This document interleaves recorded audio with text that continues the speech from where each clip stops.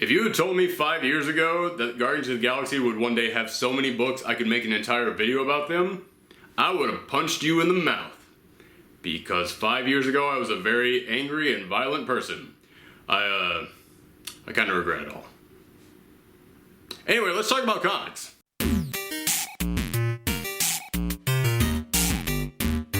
Yes, hi there folks, it's me, Aaron, Professor Thorky, your guide to all things geeky, and I am here again to talk about some of the comics that are coming out this fall from Marvel, and today's theme is Guardians of the Galaxy. Holy cow, I didn't think that was ever going to happen either. Alright, so let's open up our magazines and look and see what they have. Now the first one to look at is of course the title book, Guardians of the Galaxy. It's still being written by Brian Michael Bendis, who I've made it clear that I'm just okay with. And when it comes to this Guardians of the Galaxy, again, I'm just okay with it.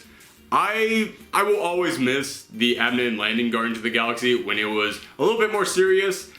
Still jokey, but a bit more serious, but also it was like, no, this is deep, hardcore sci-fi stuff. This is like churches dedicated to nothing at the center of space and time. And, you know, Ben is a little bit more of action adventures, a little bit more, no, we just run in and shoot stuff and then we have fun. So, you know, if that's the way that the winds are blowing, then I can go with it.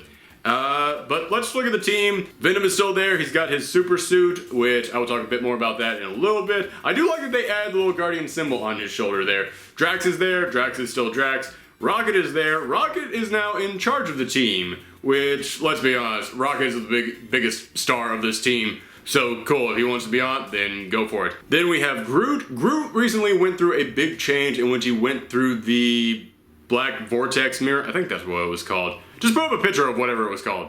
Was it Black Vortex? I'm going to think it was. Anyway, he went through the mirror of that, he went through a change, and now his body looks different. I kind of like this change. Don't get me wrong, I'm always going to miss the big tree guy, but this looks a bit more alien to me, and I can kind of dig it. So I want to see what they're going to do with that. The biggest shocker is that the Thing is now on the team, and I actually kind of like this. I mean, if the Fantastic Four aren't going to exist anymore, the Thing should either be on just a street level, like Marvel Knights kind of team, or Guardians of the Galaxy. I can honestly see that happening. Because, listen, that's a guy who will get along with Rocket and Groot. That's a guy who holds annual superhero poker nights. Him and Rocket are going to be best friends. So that's actually kind of cool. I actually think him and Venom are going to get along pretty well too. But the other big thing worth knowing is that Starlord, as we know him, is not there. Starlord, as we know her, though, is. Yes, there is a female Starlord on the team, and they haven't said who it is yet. They haven't said who it is. They will probably say who it is 5 minutes after I upload this video, but as of now, they've not said who it is. But if I had to take a guess, I would say Kitty Pryde. Because not only were Kitty Pryde and Starlord dating, in fact, at the end of the Starlord series, right before this big reboot, they were actually engaged. Like, they were going to get married. And now the other Starlord is gone, and there is suddenly a new female Starlord there.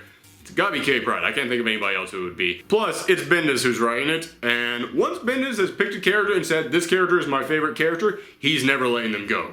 The entire universe could be destroyed, Marvel Comics could collapse and close down.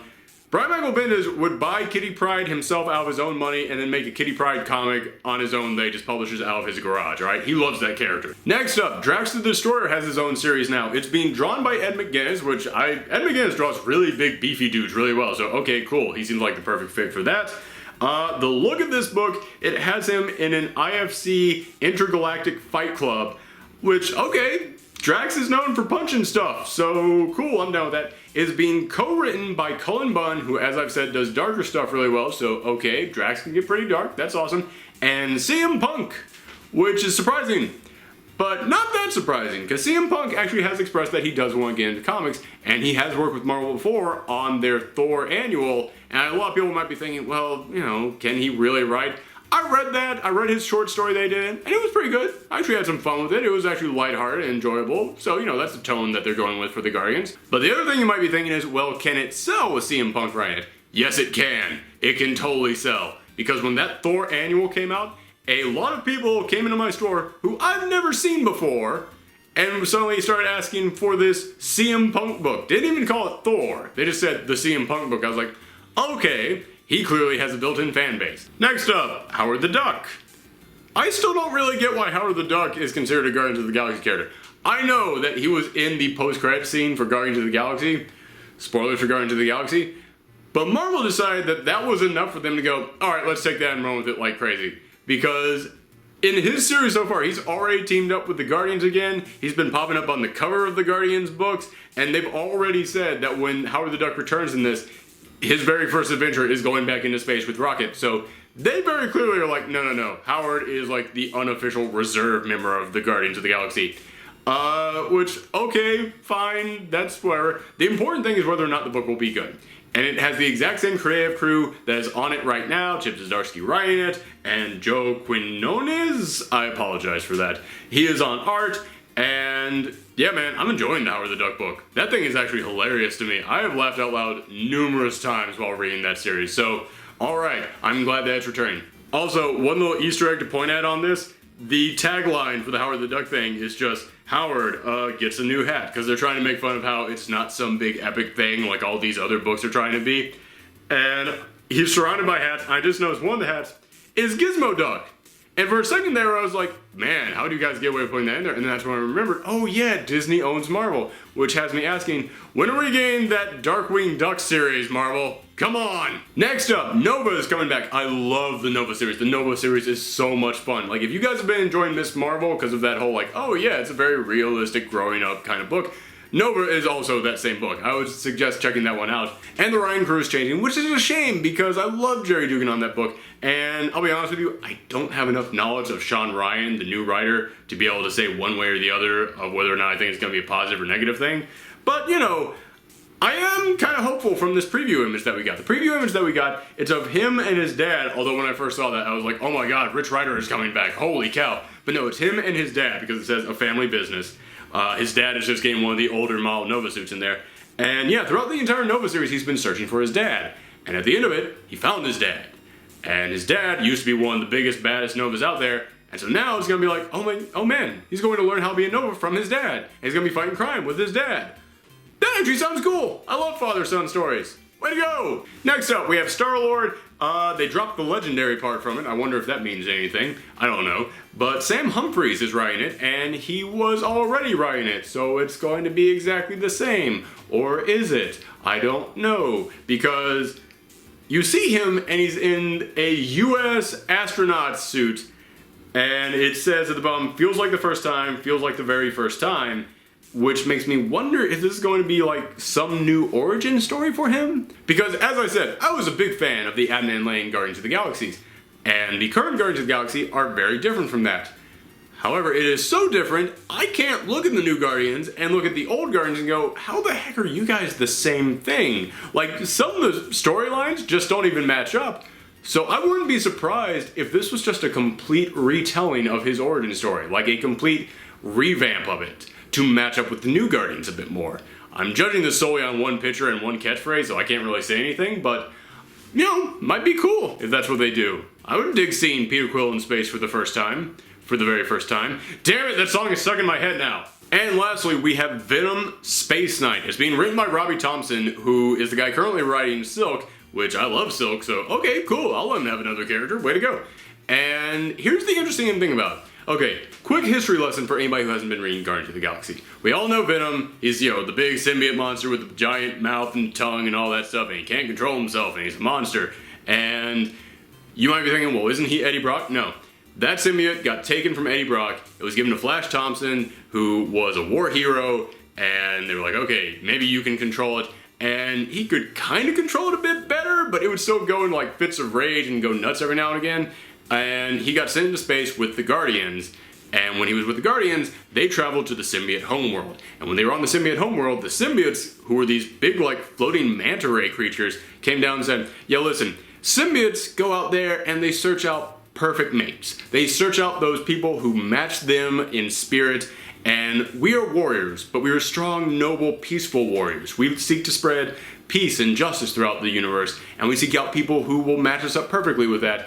But whenever we meet people who don't match up perfectly, we get a little bit damaged. We start going a little bit crazy. And that's why whenever the Venom symbiote got on anyone who wasn't an exact perfect match with it, it got a little bit deteriorated, it started to die down a little bit, started to get kind of corroded and monstrous. And it also said anytime that you get damaged, you get a little bit like that too. And the Venom symbiote is like that old pair of jeans in the back of your closet that's like, man, these things have been run over by tires at this point. Oh my god, who could even wear this anymore? And when it got to the symbiote homeworld, they're like, we're going to purify you and make you what you're supposed to be.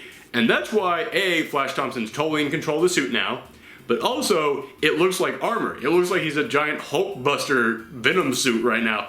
And honestly, I think that's pretty cool. I really like what they did with that character. So this new Venom book is going to be the continued adventures of Flash Thompson in space in his brand new Super Venom suit. And here's the really interesting part about this. It says Space Knight on there. Now, here's another quick little history lesson for you guys.